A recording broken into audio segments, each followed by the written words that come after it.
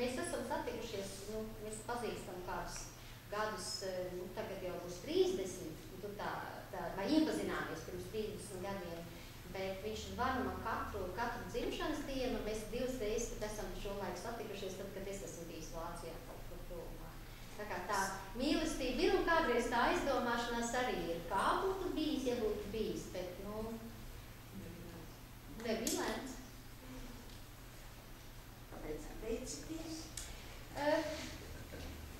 Es laikam biju pārāk tāda apzinīga un baidījos baidījos no tā, no kā mēs šobrīd varbūt īsti pat nezinām, no kā mēs.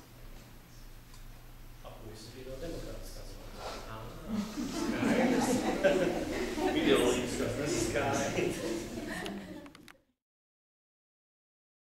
Es teikšu tā, ka tiešām vācu klients ir ļoti prasīgs klients, bet arī tagad, kad mēs esam pārdzīvojuši krīzi šeit, es tagad ļoti labāk daudz saprotu tos tieši vecāku gājumu vāciešus, kāpēc viņi to kapeiku, jeb feniņu pie feniņa ir līmējuši klāt. Centu.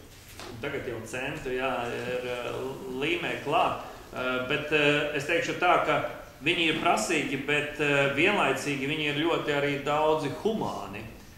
Viņu prasības citreiz ir arī attaisnotas attiecībā gan uz atkritumiem, gan uz tas, kas, tā kārtībai. Es arī citreiz aizbraucu uz Aglonu un patiesībā mani satracina tas, ka Aglona pati par sevi baznīca no amatnieku viedokļa, un mēs Latgalē ir tik daudz amatnieku, ka viņi ir tik nesakopta, kur Vācijā katrā ciemā ir ļoti precīzi, perfekti noņemtas tas visas entās 20 krāsu kārtas un beidzot dabūts tas koks un beidzot viņš ir nokrāsots.